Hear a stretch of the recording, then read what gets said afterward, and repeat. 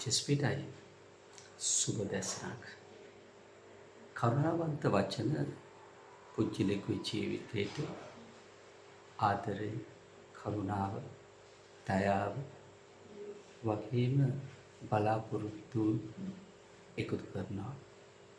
ඒත් උපේදනාකාරී වචන තුළින් පුජ්‍යලෙකුගේ ජීවිතේ විනාශ වෙන්න පුළුවන්. බලාපොරොත්තු විරහිත වෙන්නට පුළුවන්. මුළු ජීවිතේම කඩාගෙන යන්නට පුළුවන්.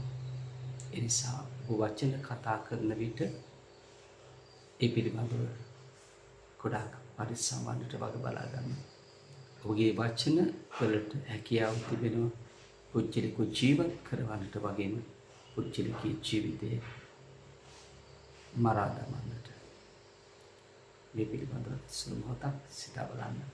චෙස්පිටයි